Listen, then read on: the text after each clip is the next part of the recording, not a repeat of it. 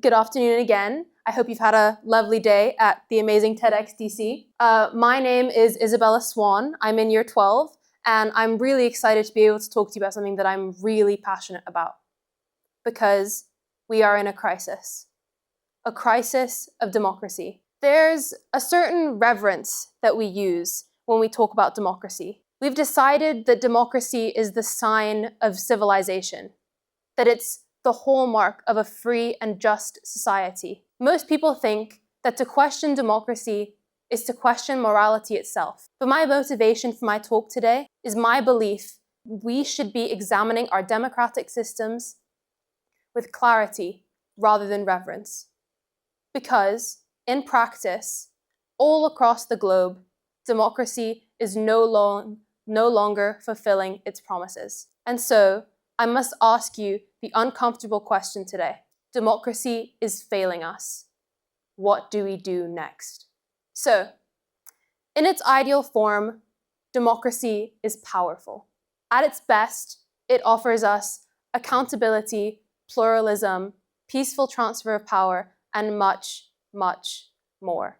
Democracy is based on the idea that power comes from the consent of the governed, and that every person has the individual and equal right to influence the laws under which they live. However, if you've been looking at politics for the past couple months maybe, you'll be able to see that most modern democracies are failing to raise themselves to those ideals.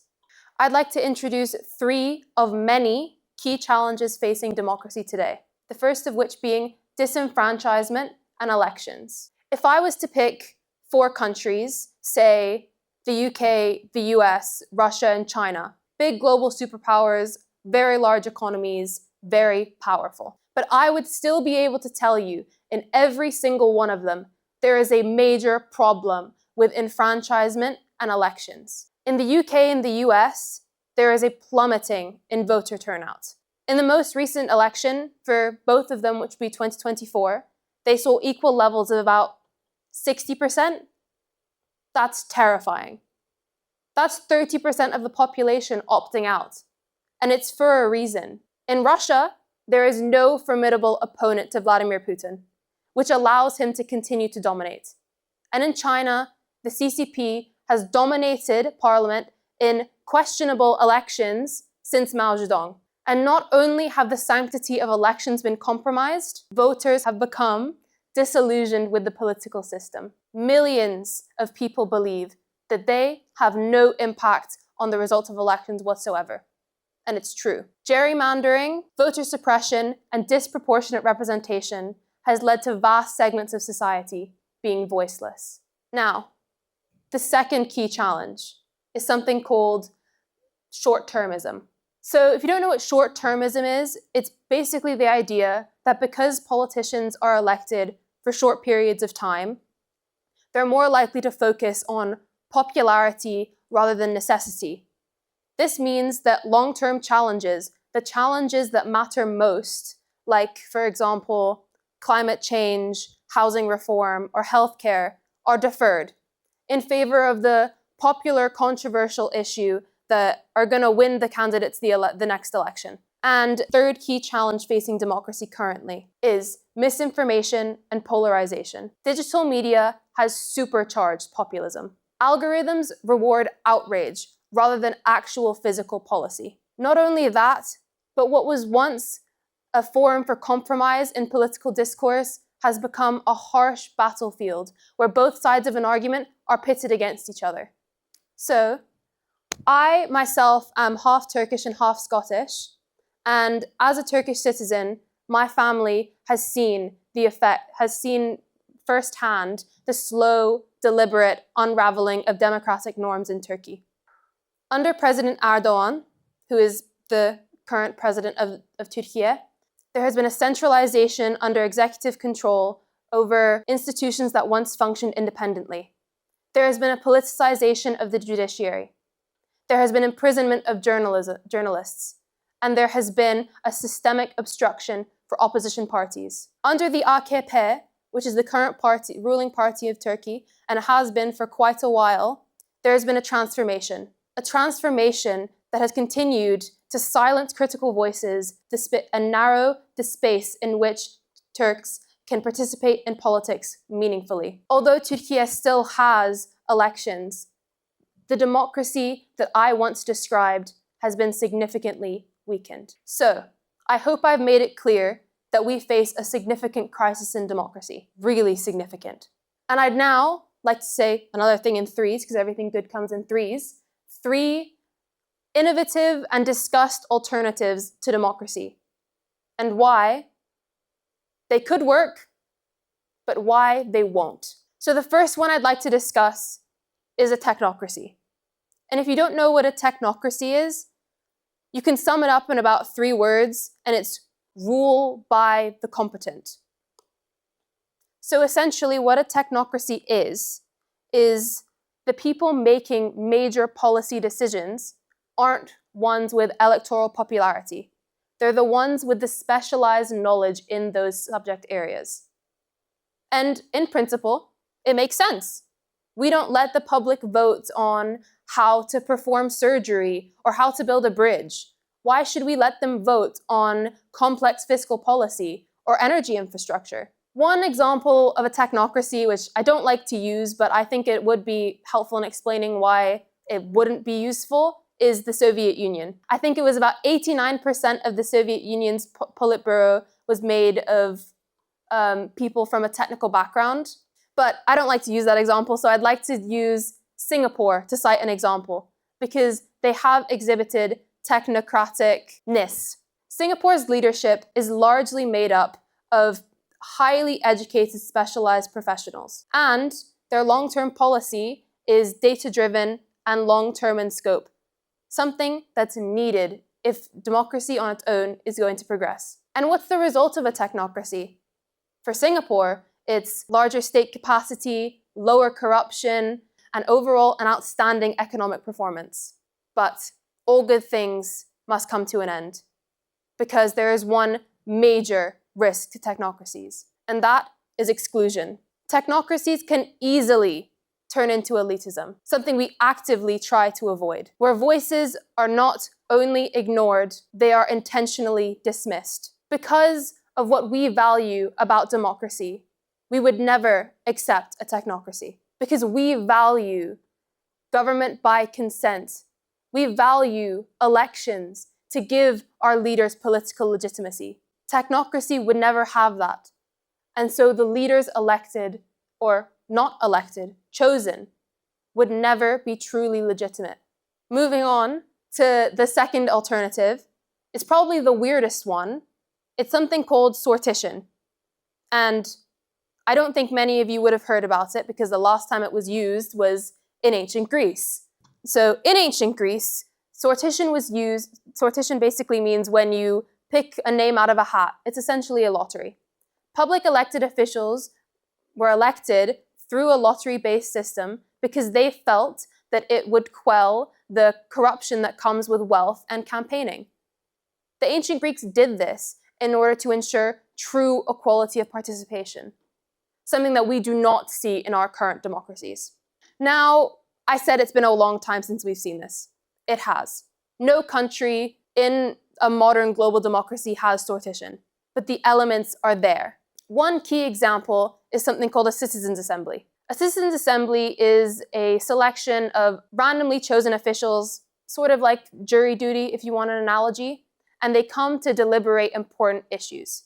A key example that I found when I was researching was one in Ireland, where, again, it's people chosen randomly, and they deliberated on really controversial, divisive issues, like anti-abortion laws or same-sex marriage. And the result?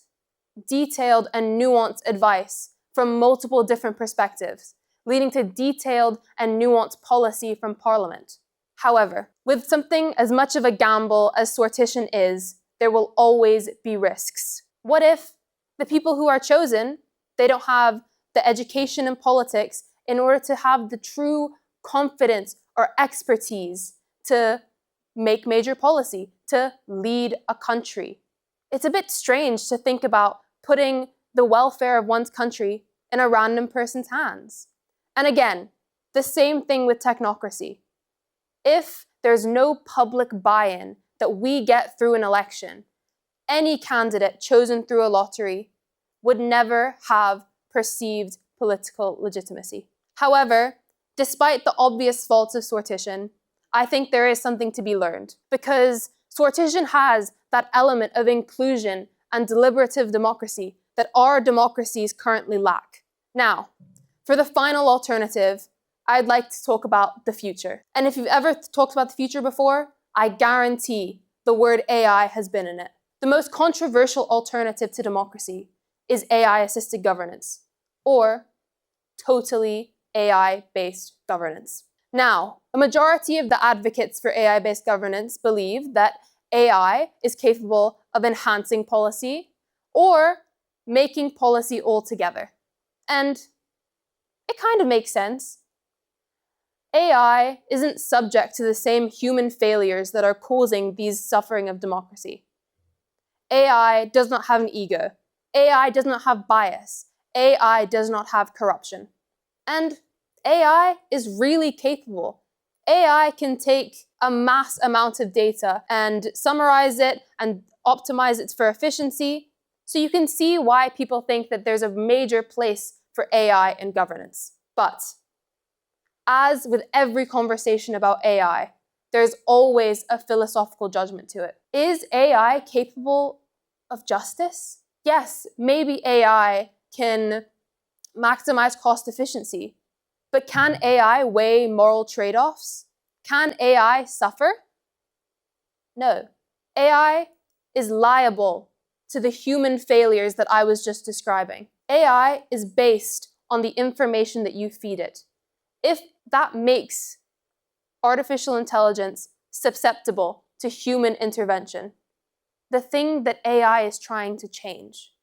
Finally, as I restate my point once again, AI will never be politically legitimate because it is not accountable to the people. Okay, you're probably thinking, what is this girl talking about? She's talked about so many different alternatives, but she's dismissed every single one of them. Is there any substance to this talk at all? Because there is. Yes, these alternatives are not perfect, but that's not the point. The point is democracy is suffering, but it can be improved. We need to stop treating democracy like a fixed institution and instead like a living thing. And living things need to evolve to survive. So, not in threes this time, I have four. I have four things that would possibly make current democracy better if global leaders are willing to implement them. The first would be more proportional representation. So things are more reflective of what people actually want from their politicians. The second would be greater deliberative democratic processes. I already spoke about citizens' assemblies, but it's finally an opportunity for citizens to have an actual effect on policies, rather than it becoming caught up in that of parties. The third would be greater political education, so that people finally know the worth of their vote, and that when they finally go up to the ballot to cast it, they have a clear knowledge on their choice and what it means. And the final change that I would make to democracy is for greater transparency laws, in order to expose the lobbying and coercion and bribery that runs rife among our democracies. So, the final thing I'd like to say is that democracy is not a static achievement. It is not a trophy we have on our shelves that we bring down during the tough times. Democracy is a tool that we need to sharpen. That effectively means that democracy must be constantly reworked, re-examined, and in some cases, when necessary, radically reimagined, as I hope I've done today. My inspiration for this talk was my grandfather, and he was the most intelligent man I've ever met. He was many things. He was a mathematician, he was an economist, He was a musician, he was a composer, he was an author. But above all, he was a politician. His name was Yilmaz Karakoyunlu, and he was Turkey's Minister of State before Tayyip Erdogan became the populist leader that he is today. He passed away 2 years ago, and today is his birthday. And he has inspired my love for politics and my ambition for change. There are days where I think about what he said to me, but the one thing that stuck to me more is what he said to me a couple of months before he passed. The man who valued intelligence over everything said to me, "Isabella, there is only one thing that is more valuable than intelligence, and that is courage. The alternative to complacency is courage. The courage to challenge what we've inherited. The courage to imagine a better democracy." Thank you.